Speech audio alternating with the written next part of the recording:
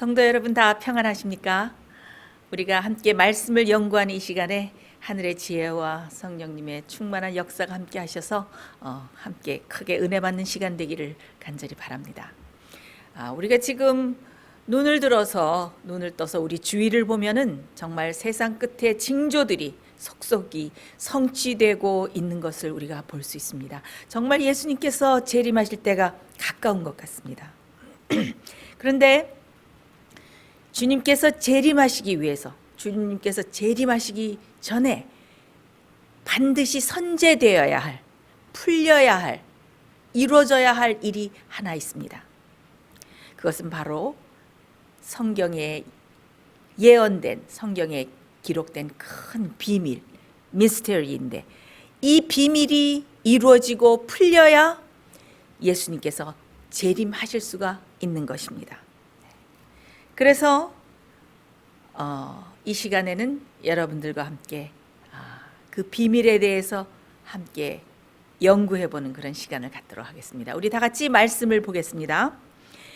요한계시록 10장 7절, 요한계시록 10장 7절에 보면 이런 말씀이 있습니다. 일곱째 천사가 소리내는 날 그 나팔을 불게 될 때에 하나님의 비밀이 그 종 선지자들에게 전하신 복음과 같이 이루리라. 자, 여기 비밀이 나오죠? 네, 여기 비밀이 나옵니다. 그런데 이 비밀이 언제 이루어진다고 여기 말하고 있습니까? 일곱째 천사가 나팔을 불 때에 그 비밀이 이루어지리라 라고 이렇게 여기 예언되어 있습니다. 그러면 과연 일곱째 나팔이 불려질 때에 어떤 일이 일어나길래 그때의 비밀이 이루어지는 것일까? 성경에 우리가 나팔하면은 전쟁, 또 경고, 또 심판, 나팔은 그런 것들을 상징합니다. 그래서 지금은 여러분들께 다 말씀드리면 시간이 없기 때문에 말씀드리지 않지만, 요한계시록에 나오는 일곱 나팔은 하나님의 참 백성, 참 교회를 핍박하고 괴롭히는 나라들과 또 교황권, 단체들, 이런 타락한 교회들을 심판하시는 하나님의 심판에 대한 기별이 일곱 나팔이라고 생각하시면 되겠습니다. 근데 이 일곱째 나팔은 나팔 중에 가장 마지막, 제일 마지막 나팔이죠. 그리고 이 세상의 지구의 가장 역사의 마지막 때에 일어날 사건들과 심판을 말해주고 알려주고 있습니다.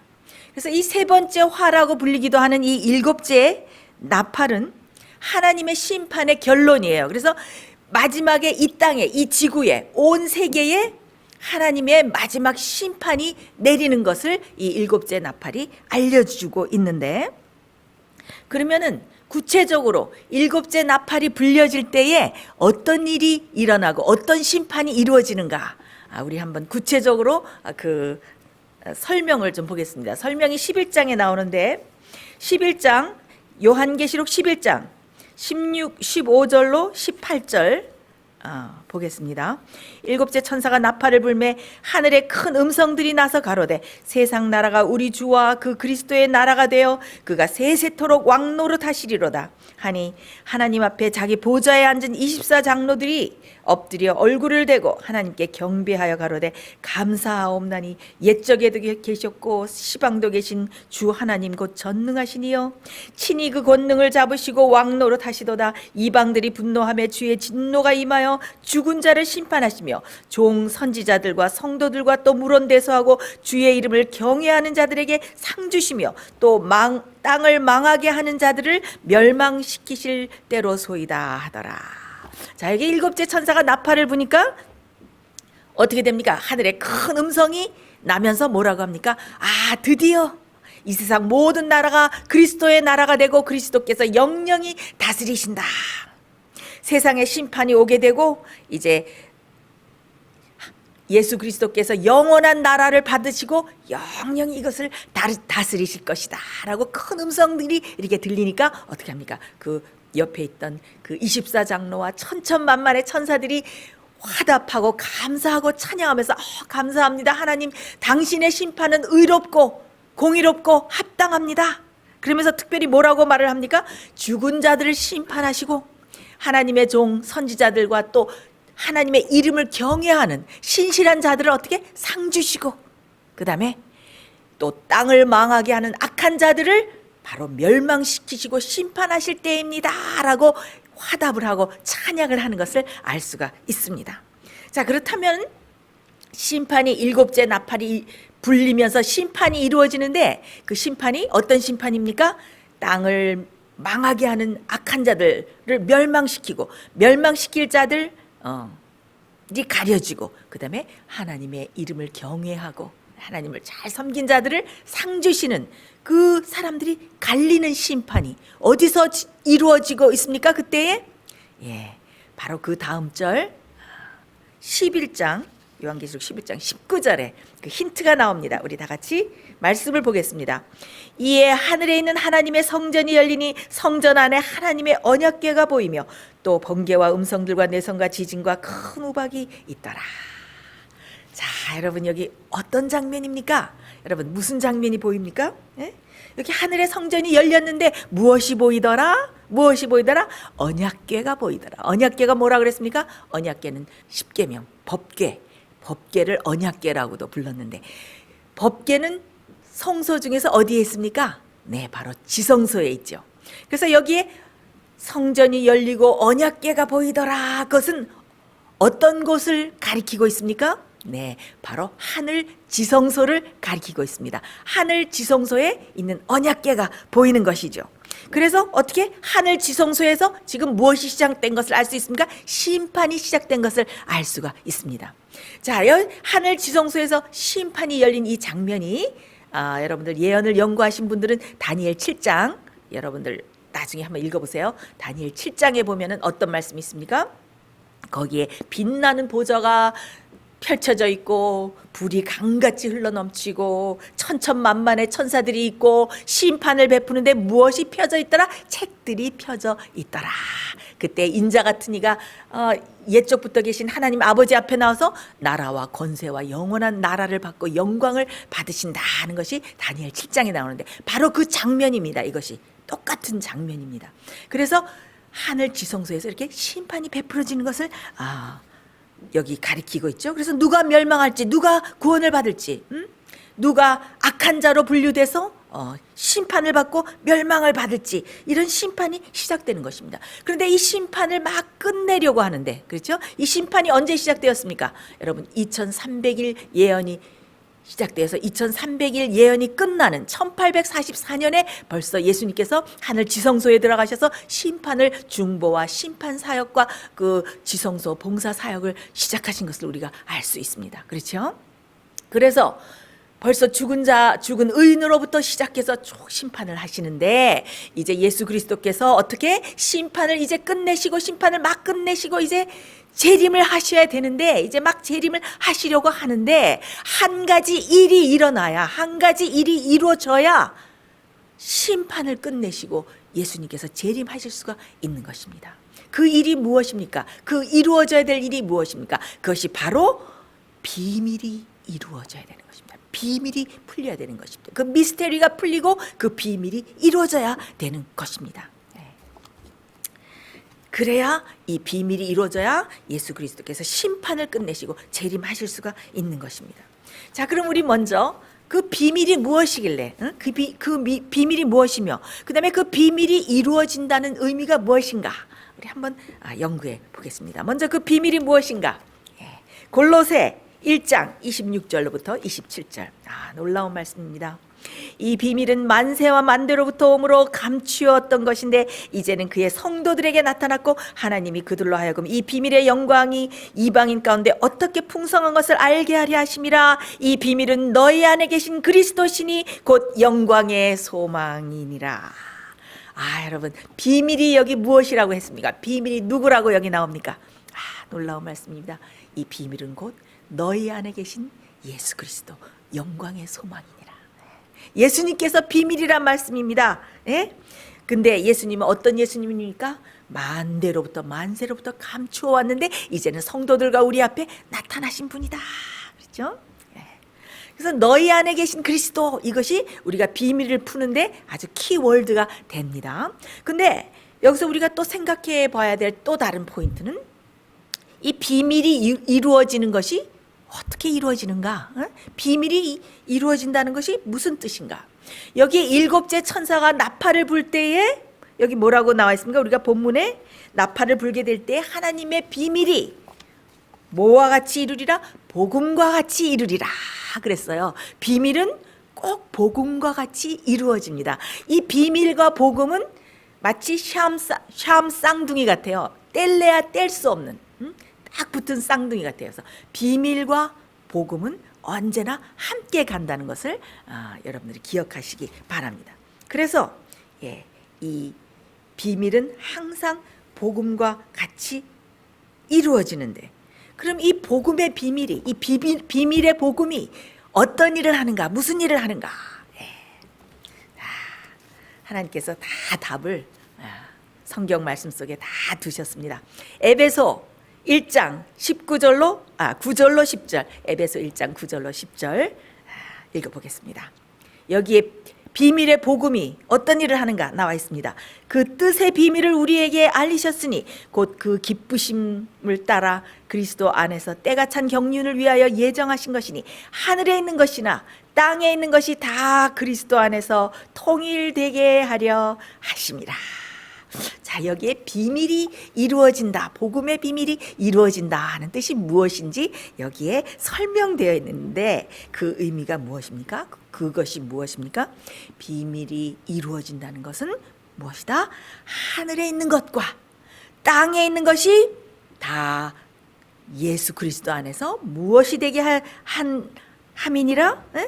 통일되게 하려 하심이니라. 어떻게 해요? 하늘에 있는 것과 땅에 있는 것이 다 하나가 되게, 하나로 통일되게 하려 하심이니라 그랬습니다. 이 뜻이 무엇입니까? 이 뜻은 바로 하늘에 있는 백성과 땅에 있는 백성이 어떻게 똑같아진다, 하나가 된다, 그 말씀입니다. 이것이 바로 무슨 뜻입니까? 하늘의 백성과 땅의 백성이 똑같아진다, 하나가 된다, 예수 그리스도 안에서 통일이 된다. 그것이 무슨 뜻인가 하면은 복음은 이 땅에 속해 있는, 이 땅 타락한 이 땅에 속해 있는 땅의 백성들을 어떻게 변화시켜서, 거룩하게 변화시켜서 하늘에 있는 천사들과 하늘에 있는 백성들과 타락하지 않은 거민들과 함께 하나가 돼서 통일돼서 살 수 있도록 복음은 사람을 변화시킨다, 그 뜻입니다. 그래서 하늘의 뜻과 이 땅의 뜻이 하나가 되고 하늘에 있는 백성과 땅에 있는 백성이 하나가 돼서 예수 그리스도 안에서 통일되었다, 그 말입니다. 여러분, 복음은 그냥 시시한 것이 아닙니다. 로마서 1장 16절에 무슨 말씀이 있습니까? 복음은 모든 사람들을 구원하는 능력이 된다고 그러지 않았습니까? 그래서 이 복음은 어떻게 해요?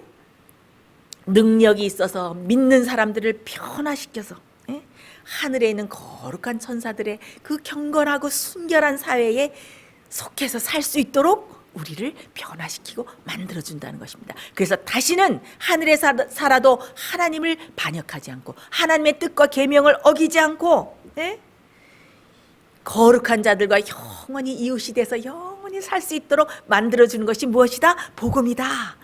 복음의 비밀이 그런 변화와 그런 일을 우리 속에서 한다, 이 말씀입니다. 여러분, 복음은 죄를 질 수 있는 면허증을 주는 것이 아닙니다. 복음은 뭐 우리가 죄를 지면 또 용서받을 수 있으니까, 예수님은 사랑이시니까 우리 죄를, 어떤 죄를 다 지든지 다 용서해 주시니까 해서 똑같은 죄를 또 짓고 아무 마음의 변화 없이 그저 죄 가운데서 편히 살라고 복음을 주신 것이 아닙니다. 그러기 위해서 우리가 예수님을 믿는 것이 아닙니다.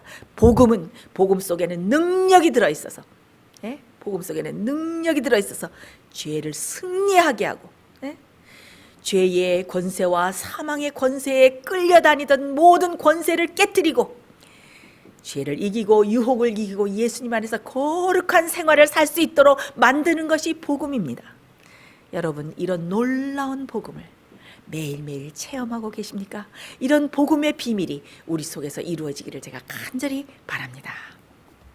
자, 근데 여기서 주목해 봐야 될 것은 조금 아까 제가 언급드렸지만은 이 비밀이 예수 그리스도가 하늘에 계신 예수님도 아니고 황금 보좌에 앉아 계신 예수 그리스도 아니고 뭐라고 했습니까?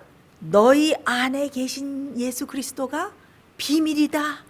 영광의 소망이 되신다. 너희 속에 계신 예수 그리스도가 비밀이다 라고 여기 말씀하고 있습니다. 네.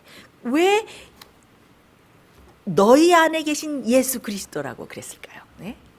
이것은 복음의 비밀이 이루어지기 위해서, 복음이 우리를 변화시키기 위해서는 어떻게?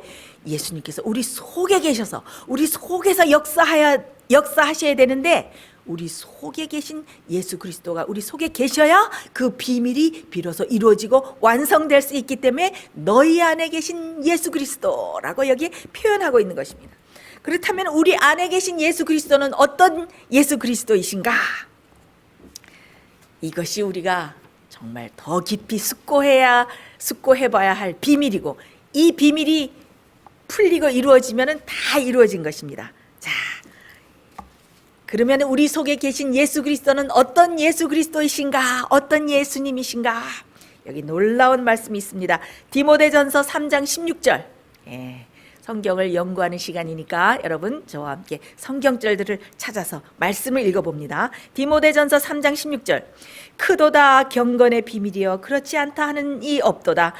그는 육신으로 나타난 바 되시고 영으로 의롭다 하심을 입으시고 천사들에게 보이시고 만국에서 전파되시고 세상에서 믿음 바 되시고 영광 가운데 올리우셨습니다. 자, 이거 영어로는 이렇게 됐어요. Great is the mystery of godliness.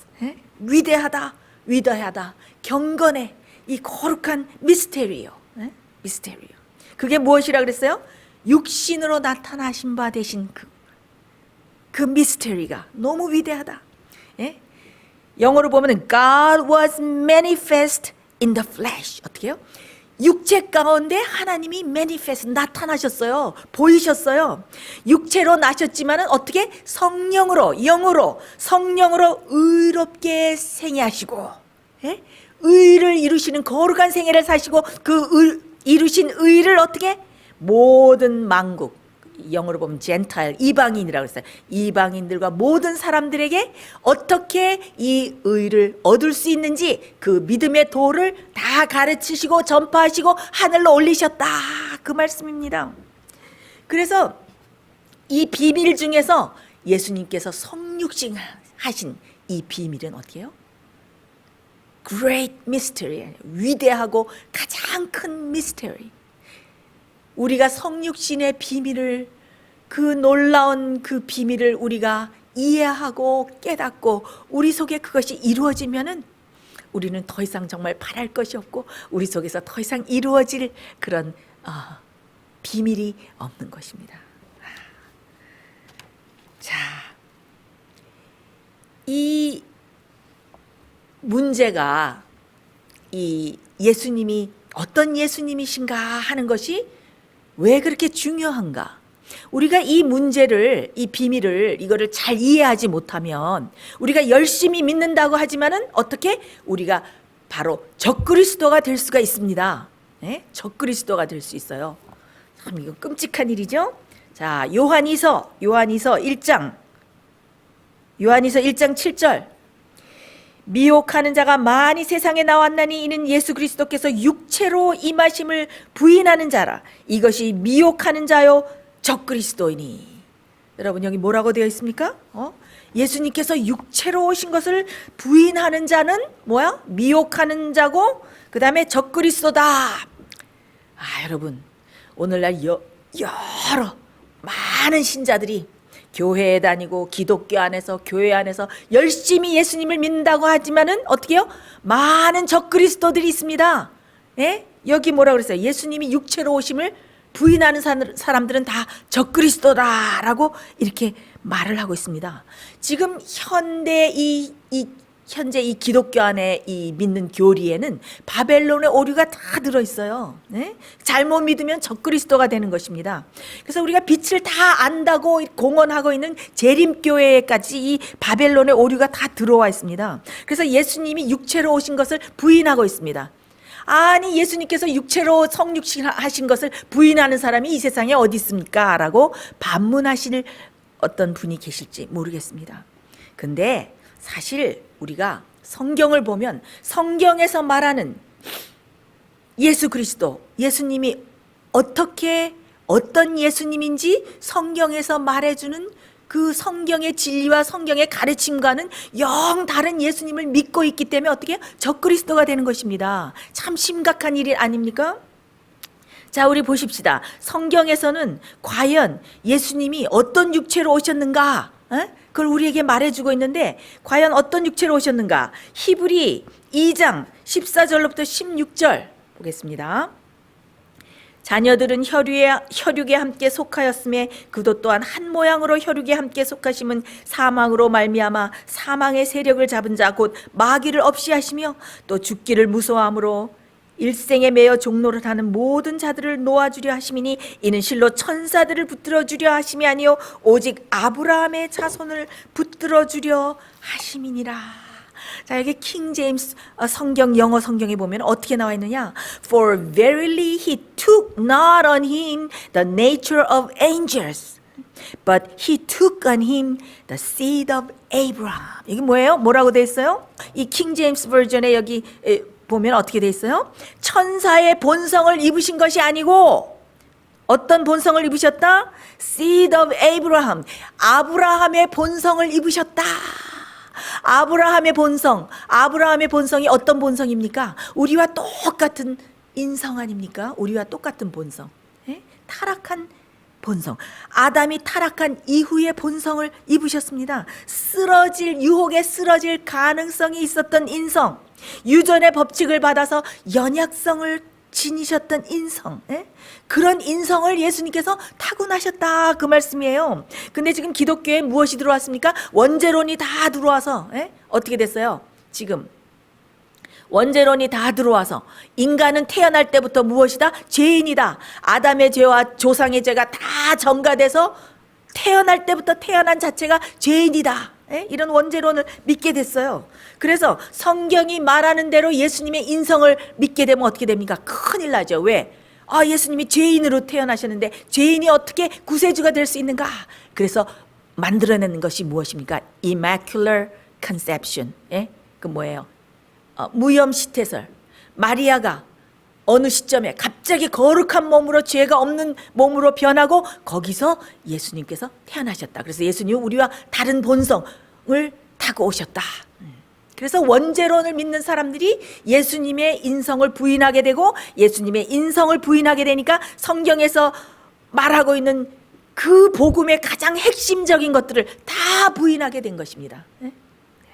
여러분들과 함께 이 복음의 비밀을 계속 공부할 때 나오겠지만은 이것이 참 심각한 일이 아닐 수가 없습니다. 예수님께서 우리의 맏형님 되시고 어떻게 해요? 그 다음에 형제라 부르기를 부끄러워하지 아니하신다고 그랬는데 이렇게 가까운 예수님을 우리로부터 멀리 떨어지게 만들어놨어요. 이 원죄로는 어떻게 해요? 바벨론의 오류입니다. 죄는 어떻게 우리가 어떻게 선택하느냐, 죄를 선택하느냐에 따라서 죄가 성립되지 우리가 태어난 자체가 죄인이고 우리가 정죄받은 죄인으로 태어나는 것이 아닙니다. 우리가 태어날 때 유전적인 법칙에 의해서 연약해진 죄로 기울어지는 텐던시, 성향을 타고난 연약성을 타고났지만은 우리가 타고난 그 자체가 정죄받을 그런 죄인이 아닌 것을 알 수가 있습니다. 자, 예수님은 어떤 인성을 타고나셨다고 여기 성경 말씀에 계속 말씀하고 있습니까? 부인할 수가 없지 않습니까? 빌립보 2장 5절로 8절 너희 안에 이 마음을 품으라 곧 그리스도 예수의 마음이니 그는 근본 하나님의 본체시나 하나님과 동등됨을 취할 것으로 여기지 아니하시고 오히려 자기를 비워 종의 형체를 가져 사람들과 같이 되었고 사람의 모양으로 나타나셨으며 자기를 낮추시고 죽기까지 복종하셨으니 곧 십자가에 죽으심이라. 여기 참 놀라운 말씀이 있습니다. 여기 7절에 보면은 오히려 자기를 비워 종의 형체를 가져 사람들과 같이 되었고 여기에 어떻게 원어에 되어 있냐면은 was made in the likeness of man. likeness of man. 이 likeness는 이 원어로 보면은 호모이오마티 그래가지고 이 겉모양뿐만 아니라 본질상 이 속에 있는 것이 속속들이 똑같다는 그런 원어의 뜻을 가지고 있어요. 그러니까 예수님께서 어떻게 해요? 예? 사람들과 종의 형체를 가지고 사람들과 같이 되었고, 그건 뭐예요? 우리와 똑같은 인성을 타고 오셨다. 본질적으로 똑같다. 그런 말씀이 되는 겁니다. 다시 또 로마서 8장 3절을 봅니다. 예? 정말 말씀에 이 모든 것들을 정말 명확히 우리에게 증명해 주고 있습니다. 율법이 육신으로 말미암아 연약하여 할 수 없는 것을 하나님은 하시나니 곧 죄를 인하여 자기 아들을 죄 있는 육신의 모양으로 보내어 육신의 죄를 정하사. 여기 죄 있는 육신의 모양으로 자기 아들을 보냈다. 여기도 영어로 보면 in the likeness of sinful flesh. 여기 likeness도 어떻게 해요? 이 likeness도 호모요마티, 빌립보 여기 2장에 나오는 것과 똑같아요.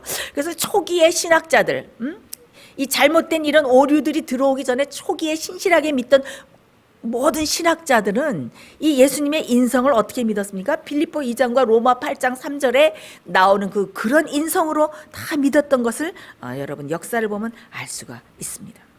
예수님은 어떻게 하셨어요? 자신을 다 비우셨어요. 하나님이신데, 창조주이신데 자신을 다 비우시고 모든 평판을 없애고 no reputation이라고 여기 영어로 보면 모든 평판을 다 뒤로 하시고, 그 다음에 종의 형체를 가지시고, 그 다음에 어떻게 또 내려오시고 또 내려오셔서 죽기까지, 십자가에 죽기까지 복종하신, 정말 내세울 것이 없는 정말 그런 우리와 똑같은 인성을 가지고 이 땅에 오신 것입니다. 왜 예수님께서 그렇게 우리와 똑같은 인성을 가지고 오셨을까요? 우리가 말씀을 이렇게 히브리서를 보면은 예수님께서 우리를 어떻게 도와주실지를 알기 위해서, 우리를 체휼하시는 분이라고 그랬어요. 우리의 처지에 함께 예수님께서 경험해 보지 않으면 우리를 어떻게 이해하시겠습니까? 예수님께서는 어떻게 배고픔을 맛보시고, 그 다음에 업신여김을 받으시고, 배반을 당하시고, 슬픔을 아시고, 모든 질거와 고난을 당하시고, 마음의 실망을 느낀 적도 있으시고, 마음의 아픔을 느낀 적도 있고, 마음의 고통을 느낀 적도 있고, 우리가 당할 수 있는 모든 시련과 시험과 그런 고통을 다 당하셨기 때문에 여러분 어느 때 아주 마음이 슬플 때 주님께 기도하지 않습니까? 여러분 마음이 아주 부정적이 되고 절망적이 되고 낙심될 때 여러분들 예수님께 기도하지 않습니까? 우리가 기도할 때는 참 이상하게 때에 따라서 응답을 받아요. 제가 아주 낙심되고 굉장히 의기소침해서 주님께 부르짖을 때는 예수님께서 소망을 주시고 희망을 주시고, 그래서 저를 치료해 주시고, 제가 또 굉장히 부정적이 돼서 또 주님께 간구할 때는 갑자기 응답을 해주셔서 아주 저를 긍정적이고 소망과 희망에 찬 사람으로 이렇게 변화시켜 주시고, 기도할 때마다 제가 슬플 때는 아주 마음에 갑자기 희열과 기쁨을 느끼게 해주시고, 그래서 제가 때를 따라서 내가 이런 처지에 있을 때 주님께 기도하면 어떻게 그때마다 딱 맞는 그런 그 상황에 맞는 그런 기도의 응답과 축복을 내려주실까, 제가 참 의아하게 생각한 적이 있습니다. 그것은 바로 예수님께서 우리가 당했던 모든 처지를 다 경험하셨기 때문에, 이때에 내 사랑하는 자녀가, 내 사랑하는 딸이, 내 사랑하는 아들이 이렇게 기도할 때는 내가 그 처지를 내가 다 당해봤지, 그때는 이렇게 축복하면서 그 기도를 응답해주고 내가 얘를 치료하리라. 그 치료법을 알고 계신 거예요. 물론 경험하지 않으셔도 하나님이시니까 다 아시겠지만은 몸소 그것을 피부에 느끼시면서 다 경험하셨기 때문에 예수님께서 우리를 어떻게 도와주실지 아시는 분이신 것입니다. 얼마나 놀랍고 감사한 분이십니까? 근데 히브리 4장 또 쭉 읽어보면 우리에게 있는 대제사장은, 히브리 4장 15절 16절, 우리에게 있는 대제사장은 우리의 연약함을 체휼하지 아니하는 자가 아니요 모든 일에 우리와 한결같이 시험을 받은 자로되 죄는 없으시니라. 그러므로 우리가 긍휼하심을 받고 때를 따라 돕는 은혜를 얻기 위하여 은혜의 보좌 앞에 담대히 나아갈 것이니라. 절대로 우리를 비웃지 않고, 절대로 우리를 정말 하찮게 여기시지 않고, 우리가 당했던 모든 처지를 이해하시는 예수님께서 앉아 계시는 은혜의 보좌에 우리가 담대히 나가서 그날 하루를 살 수 있는 은혜를 얻기 위해 어떻게 우리가 담대히 나가서 주님께 간구할 수 있는 것입니다. 우리의 맏형님 되시고 우리의 형제가 되시고 우리가 당하는 모든 시험을 똑같이 당하신 그 예수님이 계시기 때문에 우리가 오늘도 용기를 가지고 주님 앞에 나갈 수 있는 것입니다. 얼마나 주님의 은혜가 감사합니까? 자, 그런데 여기에 시대의 소망에도 잠깐 보면은 예수님께서 광야의 사단의 시험을 받으러 나가셨을 때 아담은 아무 죄의 영향을 입지 않았고 그 에덴에서 아주 그 순결하고 거룩한 상태에서 사단의 공격을 받았지만 예수님께서 광야에 나가셨을 때는 어떻게 4,000년간 체력과 정신력과 도덕적 가치에 있어서 퇴보됐고 유전적인 그런 법칙과 그런 영향 아래 있던 그런 인성을 취하셨다. 예수님께서 광야에 사단에게 시험 받으러 나가실 때는 왜 그렇게 예수님께서 그런 인성을 연약함을 취하심으로 우리를 어떻게 그 깊은 죄의 구렁텅이에서 우리를 구출하실 수 있었다. 그런 말씀이 있습니다. 그리고 우리가 예수님께서 이렇게 우리를 이해하시기 위해서 이렇게 우리와 똑같은 인성을 쓰셨지만 거기에는 또 한 가지 아주 중요한 이유가 있습니다. 이렇게 인성을 쓰신 데는 대쟁투 초기로부터 사단이 무엇이라고 했습니까? 하나님의 법은 불공평하고 인간이 지킬 수도 없다. 하나님의 율법은 순종할 수도 없고 공의와 자비가 조화되지도 않기 때문에 어떻게 율법을 폐해야 된다. 아담도 타락하지 않았는가? 누가 인간으로서 그 율법을 계명을 지킬 수가 있는가? 그러니까 그 계명을 폐해야 된다. 또 사람은 계명을 순종할 수 없기 때문에 용서받을 수도 없다. 그런데도 하나님께서는 죄인에게 은혜를 나타내신다. 그러므로 하나님의 법은 불공평하고 자비와 공의가 조화되지도 않고 그러니까 다 폐해야 된다라고 하나님의 정부에 하나님의 법에 대해서 도전하지 않았습니까? 사단이 대쟁투를 일으킬 때에 전쟁을 일으키면서 그 챌린지 도전한 것이 그것이 하나님에 대한 법이 아닙니까? 그래서 예수님께서 인성을 쓰신 이유는 무엇입니까? 누군가 인간의 그 똑같은 인성을 쓰고 오셔서 인간이 하나님의 계명을 지킬 수 있다, 의로운 생애를 살 수 있다는 것을 모본으로서 증명하셨어야 됐습니다.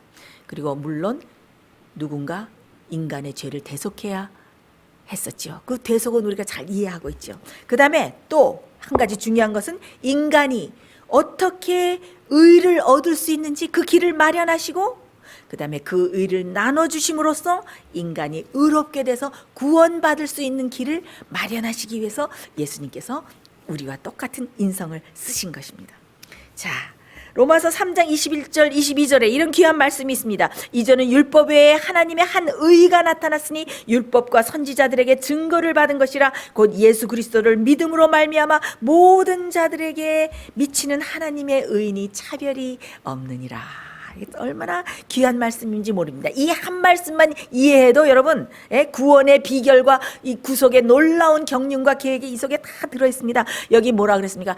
율법 외에 하나님의 한 의가 나타났다.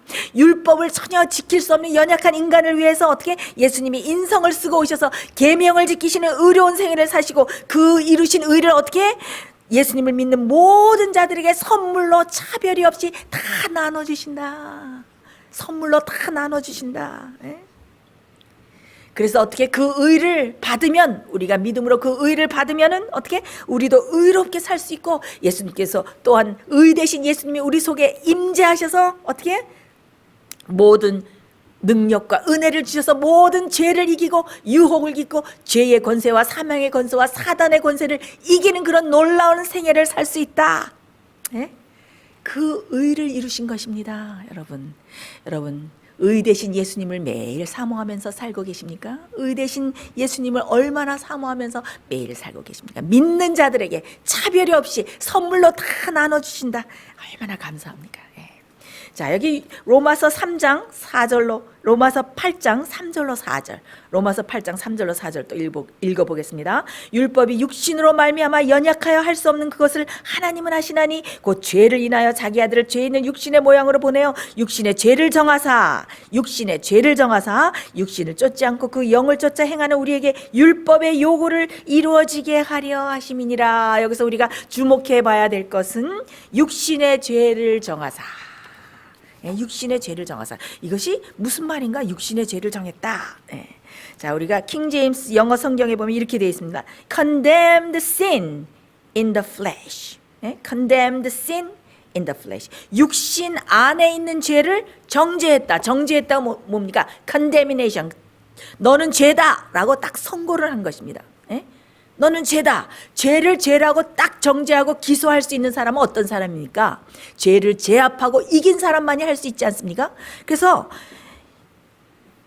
죄를 이긴 사람만이 넌 죄야. 너 꼼짝 마. 너는 나에게 힘을 발휘할 수가 없어.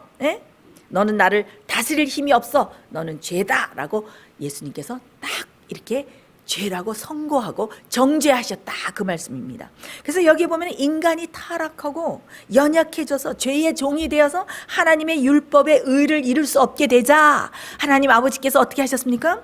어떻게 죄의 문제를 해결하고 의를 얻을 수 있는지 그것을 보여주시기 위해서 하나님의 아들을, 자기 아들을 어떻게 육신의 인간의 몸으로 태어나게 하셨는데 그 아들이 어떻게 성령의 능력을 빌어서 성령을 따라서 율법이 요구하는 의로운 생애를 사시고 인간 안에 있는 그 죄의 세력이 꼼짝하지 못하도록 그 죄를 제압하셨다. 인성 속에 그 죄를 제압하셨다. 정죄를 내렸다. 너는 죄다. 꼼짝 마. 이렇게 선고를 내린 것을 알 수가 있습니다. 그래서 그 의를 이루시고 그 의를 어떻게 우리에게 값없이 나누어 주신다. 이것이 바로 복음입니다. 얼마나 놀라운 복음입니까? 자, 그럼 우리가 어떻게 그 의를 받는가? 우리가 잘 알지만 우리가 이 시간에 다시 한번 생각해 봅시다. 우리가 어떻게 그 의를 받습니까? 여러분이 가지고 있는 제일 값진 것이 무엇입니까? 여러분 혹시 다이아몬드 가지고 계십니까? 혹시 금물 가지고 계신지요? 어떤 보석, 어떤 값진 것을 가지고 가도 의를 살 수가 없어요. 우리가 의를 어떻게 받을 수 있습니까? 그 의는 어떻게? 믿음으로만 받을 수 있습니다. 믿음으로 받을 수 있어요. 믿음으로. 그래서 우리가 예수님이 우리의 죄를 위해서 생명을 주시고 우리 죄를 대속하신 그 대속의 죽음을 믿음으로 받아들이고 믿고 우리가 회개하면서 주님 앞에 나가서 우리의 죄를 다 용서받고 주여 저를 용서해 주십시오. 제가 정말 주님 앞에 회개합니다 하고 주님 앞에 회개하고 주님 앞에 나갈 때 어떻게 우리가 용서받음과 동시에 우리는 의롭다 하심을 받습니다. 용서받음과 의롭다 하심은 똑같은 거예요. 참 이거 놀라운 것입니다. 여러분 잘 기억하십시오. 우리는 죄를 용서받음과 동시에 똑같이 의롭다 하심을 받습니다. 그래서 한 번도 과거에 죄를 진 적이 없는 사람처럼 우리를 용서해 주십니다. 그리고 뭐라 그래요? 너는 이제부터 의인이다 라고 칭해 주셔요. 우리를 의인이라고 불러주셔요. 얼마나 감사합니까? 그래서 그것을 우리가 우리를 의롭다고 칭해 주시네. 그래서 신학적인 용어로 칭의, 우리를 의인이라고 불러주시네 라고 우리가 그걸 칭이라고 부르는 것입니다. 어떻게 우리를 의롭다고 우리를 불러주실 수 있습니까? 예수님께서 우리의 죄를 다 가져가시고 어떻게? 우리 죄를 대신 지시고 하나님의 아버지와 우주에게 이 사람은 내 자녀입니다. 내가 그의 사형 집행을 유예시키고 그에게 내 생명과 내 영생을 어떻게 보험 증권으로 대신 주었습니다. 내가 그의 죄를 대신 져서 대신 고난을 당하고 대신 죽었습니다. 그래서 어떻게 그 죄를 예수님이 취하시고 그다음에 예수님이 이루신 의를 주시는 것입니다.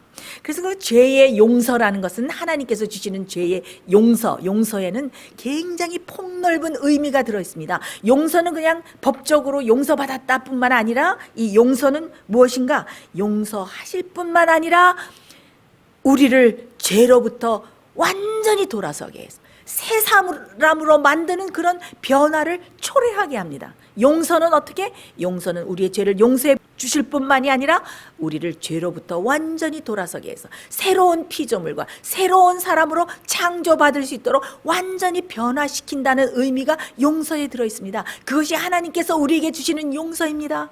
여러분, 죄를 용서받고 또 똑같은 죄를 지고 또 똑같이 쓰러지고 죄 가운데서 살고, 그것이 진정한 용서가 아닙니다. 하나님께서 우리에게 주시는 용서는 어떻게? 우리의 죄를 용서해 주실 뿐만 아니라 완전히 우리를 다른 사람으로 새로운 피조물로 어떻게?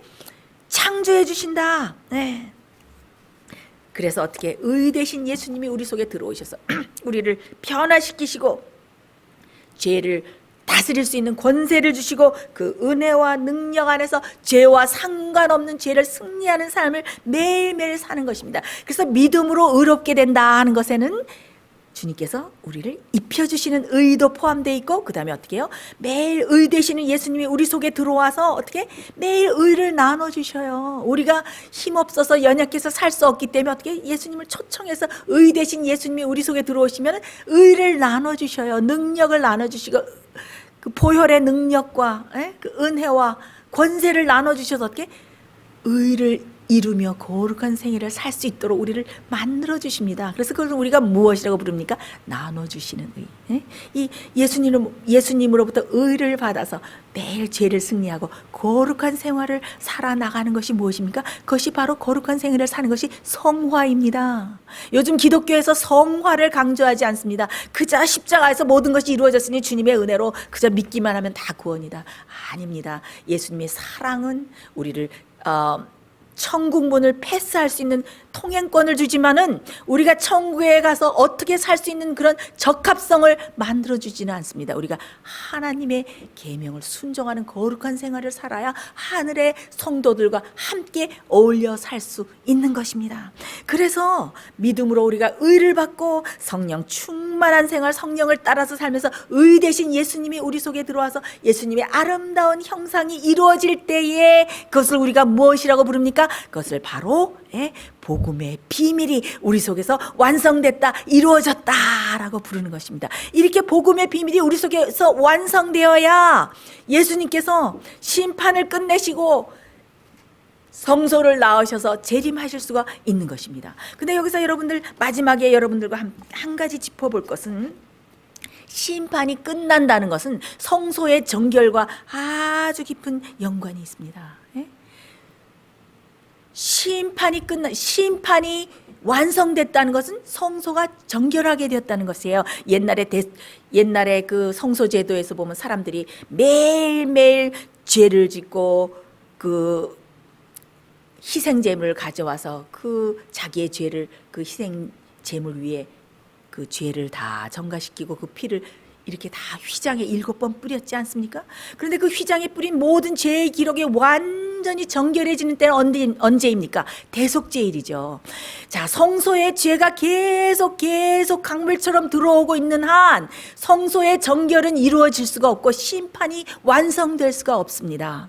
하늘 지성소에서 이루어지는 심판도 마찬가지입니다. 하늘의 성소가 정결하게 되어야 되는데 그러면 무엇이 필요합니까? 우리가 계속 죄를 짓고 또 짓고 죄를 계속 하늘 성소로 올려보내는 한 하늘 성소가 정결하게 될 수가 없고 심판이 완성될 수가 없고 예수님께서 재림하실 수가 없는 것입니다. 그래서 예수님께서 어떻게 이 땅에 오셨다고 그랬어요? 허물을 마치고 죄를 영원히 속하고 영원한 의가 이루어지게 하시기 위해서 예수님이 오셨는데 그 비밀이 우리 속에서 이루어져야 되는데, 그래서 우리가 죄를 승리하는 생활을 살고 우리가 똑같은 죄를 반복하지 않고 영원한 의를 이루어야 되는데, 영원한 의를 이룬다는 것이 무엇입니까? 오늘 죄를 짓고 내일 또다시 똑같은 죄를 짓고 아무 마음의 변화 없이 그냥 사는 것이 아니라 의 대신 예수님과 그 성령의 능력으로 말미암아서 어떻게 해요? 모든 죄를 이기고 승리하는 거룩한 생활을 살고 죄와 상관없는 생활을 사는 것, 그래야 하늘 성소에서 모든 중보가 끝나고 성소의 정결이 이루어지고 심판이 완성되고, 그럴 때에 어떻게 예수님께서 바로 재림하실 수가 있는 것입니다. 여러분 마음속에 정말 의 대신, 영원한 의 대신 예수님이 여러분 마음에 좌정하고 계십니까? 여러분 마음에 한 번 좌정하신 예수님을 우리 마음에서 몰아내면 안 됩니다. 영원히 우리 속에 임재하시는 예수님의 의, 그래서 의로운 생애와 그 복음의 그 구속하시는 그 놀라운 비밀이 우리 속에 이루어져야지, 일곱째 천사가 나팔을 불 때 복음이 이루어진다, 그 비밀이 이루어진다 하는 것이 바로 그 뜻인 것을 알 수가 있습니다. 지금은 마음속에 하나님의 비밀이 이루어지는 그런 사람들이 준비되고 있습니다. 여러분 마음속에는 얼마나 지금 복음의 비밀이 여러분 속에서 역사하고 계십니까? 우리의 의 되시는 예수님께서, 성령께서 여러분의 마음속에 얼마나 강력하게 역사하고 계십니까? 여러분 의 되시는 예수님을 매일 사모하십시오. 매일 예수님을 사모하고 매일 예수님의 생애를 명상하고, 예수님이 이럴 때는 어떻게 사셨는가 또 주님을 쳐다보고 또 모본으로 삼고 예수님의 그 사랑과 예수님의 순결과 예수님의 의에 푹 젖어서 사십시오. 저는 설교를 준비하기 위해서 말씀을 많이 연구하지만은 그냥 평소에 제 영혼이 영적으로 살기 위해서 예수님의 생애와 예수님의 사랑을 많이 명상하고 말씀을 읽습니다. 그래서 제가 특별히 시대의 소망을 많이 읽고 또 읽고 읽는데, 정말 읽고 읽을수록 예수님의 생애가 얼마나 아름다운지 저의 마음속에서 마치 예수님의 생애는 아주 보석처럼 하나의 큰 하얀 순결한 진주처럼 저의 마음속에서 참 빛나고, 제가 예수님을 쳐다볼수록 정말 예수님의 매력에 아주 매료되는 것을 제가 느낍니다. 정말 우리가 예수님을 사모하고 의 되신 예수님이 우리 속에 온전히 매일 매순간 임재함으로 복음의 비밀이 우리 속에서 드디어 완성이 되고, 그래서 이 복음의 비밀이 이루어지고 예수님께서 드디어 모든 심판을 끝내시고 재림하실 수 있는 그날이 오기를 제가 속히 정말 바라고 간절히 사모합니다. 이런 놀라운 복음의 비밀이 저와 여러분 여러 성도님들 마음속에 충만히 이루어지는 그런 놀라운 기적이 일어나기를 간절히 바라면서 말씀 마치겠습니다. 우리 다 같이 기도하겠습니다. 하나님 아버지, 예수님이 우리와 똑같은 인성을 쓰고 이 땅에 오셔서 거룩한 생애를 사심으로 우리에게 그 놀라운 의를 나누어 주시니 진심으로 감사드리옵나이다. 의 되신 예수님께서 우리 마음속에 영원히 임재하시고 매일 우리 속에서 능력과 또 은혜를 주셔서 모든 죄를 승리하고 죄와는 상관없는 거룩한 생활을 삶으로써 우리 마음속에 복음의 비밀이 이루어지는 놀라운 기적이 일어나도록 우리를 축복하여 주시옵소서. 예수 그리스도의 이름으로 간절히 기도드리옵나이다. 아멘.